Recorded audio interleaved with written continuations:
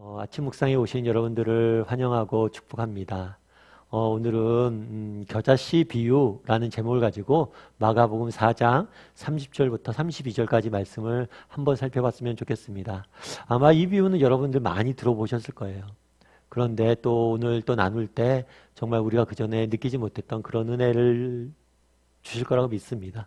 또 그런 믿음을 가지고 또 열린 마음을 가지고 이 시간 함께 겨자씨 비유 함께 살펴봤으면 좋겠습니다. 먼저 30절과 31절 말씀을 같이 한번 읽어보았으면 좋겠습니다. 같이 읽겠습니다. 또 이르시되 우리가 하나님의 나라를 어떻게 비교하며 또 무슨 비유로 나타낼까? 겨자씨 한 알과 같으니 땅에 심길 때에는 땅 위의 모든 씨보다 작은 것이로되. 오늘 뭐라고 이야기하냐면 하나님 나라를 뭐에 비유했어요? 겨자씨 한 알에 비유했어요. 이 겨자씨 한 알에 대해서 비유하고 뭐라고 표현했냐면 땅 위의 모든 씨앗보다 작은 것이로되 라고 되어 있습니다. 여러분들 아마 사진이 보일 텐데요. 요게 겨자씨예요. 겨자씨 한 알. 정말 보일랑말랑하죠. 굉장히 작습니다. 물론 그렇다고 해서 겨자씨가 이 세상에 있는 씨앗 중에서 가장 작은 씨앗은 아니에요. 하지만 관습적으로 가장 작은 씨앗이다 하면 이 겨자씨를 유대사회에서는 이야기를 했어요. 그래서 겨자씨를 이야기할 때는 뭐냐면 가장 작은 씨앗, 그것을 의미할 때 겨자씨를 많이 의미합니다. 그래서 이 비유가 주는 교훈은 뭐냐면 아무리 작은 것이라도 지금 당장 작아 보여도 이것이 자라서 큰 나무가 될 수 있다라는 사실을 보여준 거죠. 그런데 이 겨자씨가 심겨져서 겨자나무가 자랍니다. 근데 이 겨자나무는 우리가 생각하는 것처럼 엄청나게 큰 나무는 아니에요.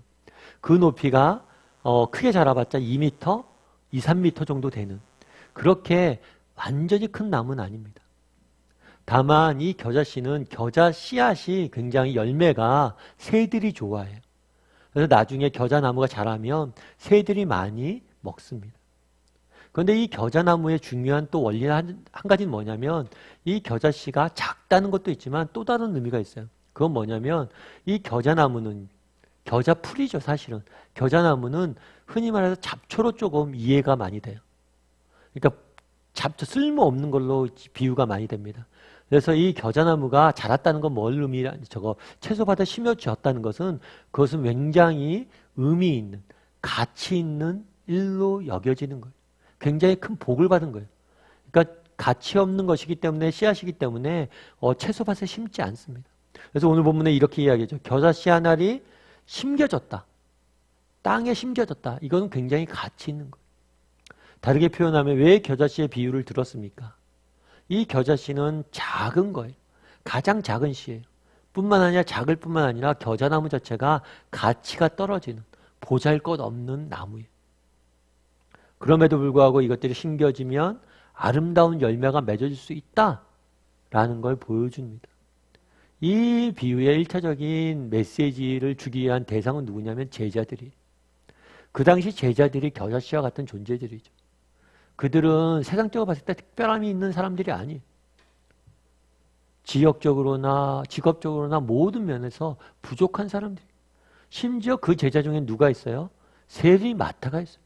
그 당시에 매국노라고 손가락질 당했던 죄인이라고 이야기했던 그런 사람까지 포함되어 있어요.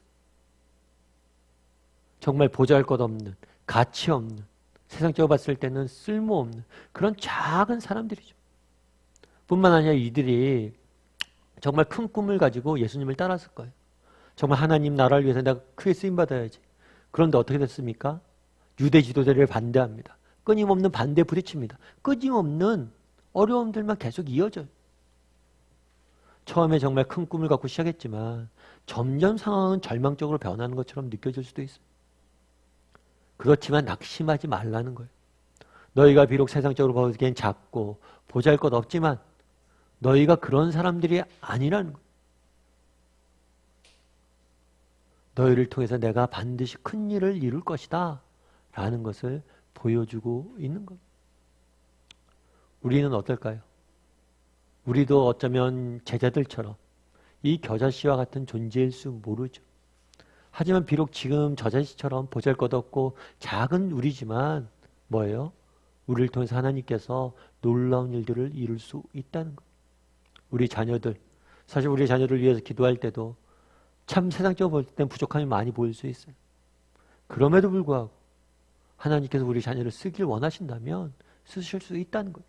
내가 다니는 직장, 아유, 내가 뭐 그냥 돈 벌러 다니는 거지. 아니에요.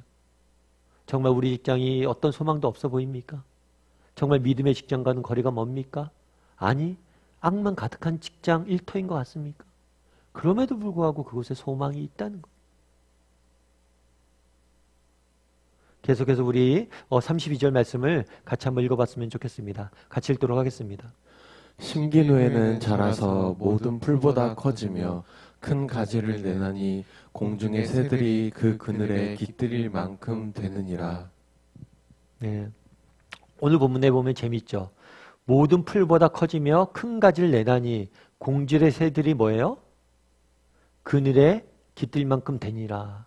아까 얘기했던 것처럼 겨자나무는 새들이 그 겨자 열매를 좋아해서 많이 머물게 돼요. 그리고 실제로 그 겨자나무가 크진 않지만 새들이 머문다는 거죠. 참 되게 멋진 비유인 것 같아요. 우리가 생각하기에는 다른 씨앗을 비유를 들 수도 있잖아요. 백향목 나무가 되다니. 백향목 나무가 얼마나 높고 큽니까? 얼마나 멋있어요. 겨자나무는 커도 그렇게 볼품이 많지가 않아요. 그런데 왜 하필이면 겨자나무일까요? 결국에 중요한 건 뭐냐면 너희가 잘나고 멋있는 게 중요한 게 아니라 너희 가운데 뭐예요? 새들이 깃든다는 거. 정말 우리의 인생의 궁극적인 목표가 뭐냐는 거. 아니, 우리가 정말 자라서 우리가 꿈꾸는 게 뭐냐는 거. 그것이 우리가 멋있는 사람이 되는 게 아니라 우리를 통해서 다른 사람이 복을 받고 우리를 통해서 다른 사람들이 우리에게 쉬는 것.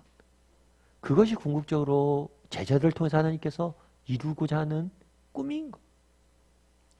제자를 한 사람이 높은 자리에 올라가고 멋있는 위치에 올라가는 게 목적이 아니라 그들을 통해서 수많은 사람들이 생명을 얻고 수많은 사람들이 격려가 되고 쉴 수 있는 것. 그것이 하나님께서 정말 겨자씨 같은 제자들을 부른 목적이다. 이렇게 말씀하시는 거죠. 아마 여러분들 하덕규 목사님을 아실 거예요. 예전엔 가수였죠. 그래서 하덕규 씨가 시인과 촌장이었을 때 노래를 하나 지었어요. 그 노래는 뭐냐면 가시나무란 노래예요. 나중에 조성모 씨가 리메이크해서 유명해진 노래죠. 그 내용은 그런 거예요. 내 속에 내가 너무도 많아. 당신이 쉴 곳이 없네. 내 속에 내가 너무도 많아. 많은 새들이 가시에 찔려 날아가고. 어쩌면 우리의 모습일 수 있다는 것. 결국에 겨자씨 비유를 통해서 예수님께서 말씀하시고자 한 바는 무엇이에요? 너희가 비록 보잘것없고 정말 작은 존재지만 정말 너희를 통해서 내가 많은 사람들 쉬게 하는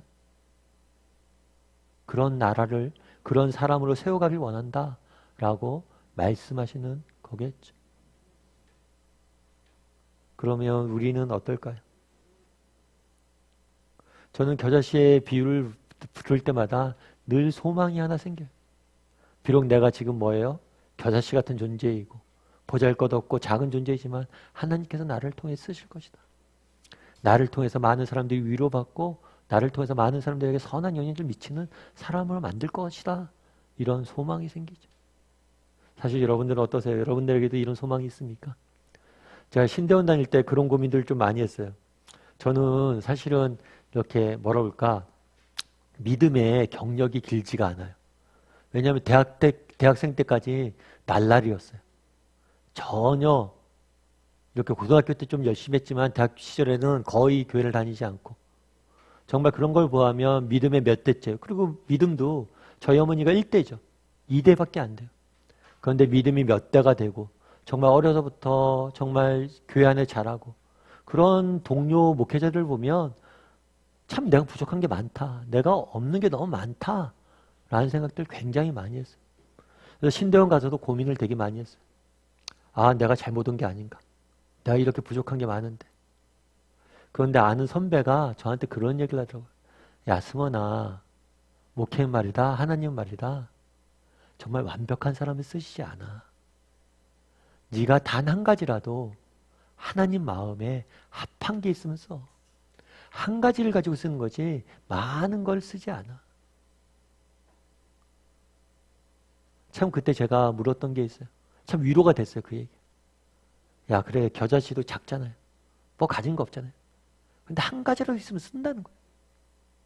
그러면서 그때 물었던 질문이 그거예요. 아니 기도했던 게 그거예요. 평생 내가 한 가지가 있는 사람이 되게 해달라. 정말 하나님 앞에 쓰임받을 만한 한 가지가 있는 사람이 되게 해달라.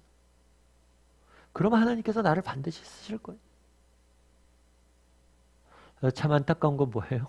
그 한 가지가 없을 수 있다는 거예요. 오늘 여러분도 한번 묵상해 봤으면 좋겠어요. 정말 나는 믿음이 있는가?